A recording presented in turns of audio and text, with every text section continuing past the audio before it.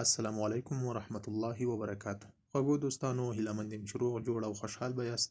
زه نورالدین علم دوست یم چې د مشال کورس د انګلیسي ژبې د زده کړې په موخه د مشال کورس د 14مې برخې تدریسي چارې مخته وړم او هیله مند یم چې تاسو به هم د 14مې برخې درس په صحیح ډول نوٹ او حافظې ته مسپارلی وي. نن راځو د 14مې برخې درس ته ادامه ورکوو. تاسو هم قلم او کتابچه راواخلئ چې د درس په جریان کې لومړی د سنټنسز پارت یا د جملو اوله برخه تلفظ او معنا کوو. را سره ملتیا وکړئ. نو خوږو دوستانو، د سنټنسز پارت یا د جملو په برخه کې اولې جملې ته ځیر شئ. د اولې جملې تلفظ به څنګه کوو؟ What are you waiting for؟ تلفظ به څنګه کوو؟ What are you waiting for؟ په پښتو کې معنا ته څه ته انتظار یې؟ What are you waiting for؟ ته څه ته انتظار یې؟ تلفظ یو ځل بیا کوو. What are you waiting for؟ ته څه ته انتظار یې؟ له اولې جملې نه تیریږو، راځو دوهمې جملې ته. د دوهمې جملې تلفظ به څنګه کوو؟ Don't throw away the time. تلفظ یې څنګه کوو؟ Don't throw away the time. په پښتو کې معنا وخت مه ضایع کوه. تلفظ به څنګه کوو؟ Don't throw away the time. په پښتو کې معنا ده وخت مه ضایع کوه. تلفظ یو ځل بیا کوو. Don't throw away the time. وخت مه ضایع کوه. له دوهمې جملې نه هم تیریږو، راځو درېیمې جملې ته. د درېیمې جملې تلفظ به څنګه کوو؟ This is not up to me. تلفظ به څنګه کوو؟ This is not up to me. دا په ما پورې اړه نه لري. This is not up to me. دا په ما پورې اړه نه لري. تلفظ یې یو ځل بیا تکراروو. This is not up to me. دا په ما پورې اړه نه لري. له درېیمې جملې نه هم تیریږو، راځو څلورمې جملې ته. د څلورمې جملې تلفظ به څنګه کوو؟ May Allah forgive us. تلفظ به څنګه کوو؟ May Allah forgive us. په پښتو کې معنا څنګه ده؟ الله جل جلاله دې موږ وبخي. May Allah forgive us. الله جل جلاله دې موږ وبخي. له څلورمې جملې نه هم تیریږو، راځو پنځمې یا د پای جملې ته. د پنځمې جملې تلفظ به څنګه کوو؟ You know everything better. تلفظ یې څنګه کوو؟ You know everything better. ته په هر څه ښه پوهیږې. تلفظ به څنګه کوو؟ You know everything better. ته په هر څه ښه پوهیږې. تلفظ یو ځل بیا تکراروو. You know everything better. ته په هر څه ښه پوهیږې. نو خوږو دوستانو، دا وه د سنټنسز پارت یا د جملو اوله برخه چې تلفظ او معنا مو کړه. راځئ چې د جملو دوهمې برخې ته ځو. ملتیا مو وکړئ. خوږو دوستانو، د سنټنسز پارت یا د جملو دوهمې برخې ته هم ښه راغلاست درته وایم. د جملو په دوهمه برخه کې اولې کلمې ته ځیر شئ. د اولې کلمې تلفظ به څنګه کوو؟ I have heard this name somewhere. تلفظ به څنګه کوو؟ I have heard this name somewhere. په پښتو کې معنا دا نوم مې چیرته اورېدلی. یو ځل بیا تکراروو. I have heard this name somewhere. په پښتو کې معنا دا نوم مې چیرته اورېدلی. له اولې کلمې نه تیریږو، راځو دوهمې کلمې ته. د دوهمې کلمې تلفظ به څنګه کوو؟ I have seen you somewhere. تلفظ یې څنګه کوو؟ I have seen you somewhere. ته مې چیرته لیدلی یې. یو ځل بیا تکراروو. I have seen you somewhere. آیا ته مې چیرته لیدلی یې؟ نو له دوهمې کلمې نه هم تیریږو، راځو درېیمې کلمې ته. د درېیمې کلمې تلفظ به څنګه کوو؟ Whose son are you. تلفظ یې څنګه کوو؟ Whose son are you. په پښتو کې معنا د چا زوی یې. Whose son are you. د چا زوی یې. له درېیمې کلمې نه هم تیریږو، راځو څلورمې کلمې ته. د څلورمې کلمې تلفظ به څنګه کوو؟ Whose acting is this. تلفظ یې څنګه کوو؟ Whose acting is this. دا د چا کار دی. Whose acting is this. دا د چا کار دی. له څلورمې کلمې نه هم تیریږو، راځو پنځمې یا د پای کلمې ته. د پنځمې کلمې تلفظ به څنګه کوو؟ We have to respect each other. تلفظ یې څنګه کوو؟ We have to respect each other. په پښتو کې معنا موږ باید یو بل ته درناوی وکوو. نو خوږو دوستانو، دا وه د سنټنسز پارت یا د جملو دوهمه برخه چې تاسو ته مو تلفظ او معنا کړه. خدای دې وکړي چې په معنا او تلفظ یې پوه شوي یاست. ځو د درس په جریان کې دوهمې برخې ته چې د ورډز پارت یا د لغاتونو برخه ده. ملتیا مو وکړئ. خوږو دوستانو، د ورډز پارت یا د لغاتونو برخې ته هم ښه راغلاست درته وایم. راځو د لغاتونو په برخه کې اول لغت ته ځیر شئ. Remain. تلفظ یې څنګه کوو؟ Remain. په پښتو کې معنا باقي یا پاتې. R-E-M-A-I-N.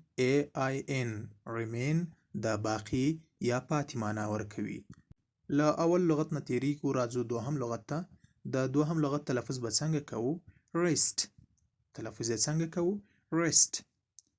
R rest rest د آرام یا استراحت معنا لري. rest آرام یا استراحت ته وایي. له دوهم لغت نه هم تیریږو، راځو دریم لغت ته. دا دریم لغت تلفظ به څنګه کوو؟ separate. تلفظ یې څنګه کوو؟ separate. په پښتو کې معنا جلا، بیل یا جدا. separate د جلا، بیل یا جدا په معنا ده. separate separate جلا، بیل یا د جدا په معنا ده. له دریم لغت نه هم تیریږو، راځو څلورم لغت ته. دا څلورم لغت تلفظ به څنګه کوو؟ site. تلفظ یې څنګه کوو؟ site. په پښتو کې معنا ځای یا محل. site ځای یا محل ته وایي. له څلورم لغت نه هم تیریږو، راځو د پای یا پنځم لغت ته. تلفظ به یې څنګه کوو؟ tail. تلفظ یې څنګه کوو؟ tail لکۍ ته وایي. tail tail د لکۍ په معنا ده. نو خوږو دوستانو د words part یا د لغاتونو په برخه کې مو اول لاین تلفظ او معنا کړ. اوس د words part یا د لغاتونو دوهم لاین ته ځیر شئ. د لغاتونو په دوهم لاین کې اول لغت ته ځیر شئ. trouble. تلفظ یې څنګه کوو؟ trouble. په پښتو کې معنا ستونزه یا مشکل. trouble trouble د ستونزې یا مشکل په معنا ده. د لغاتونو په دوهم لاین کې له اول لغت نه تیریږو، راځو دوهم لغت ته. د دوهم لغت تلفظ به څنګه کوو؟ advertise.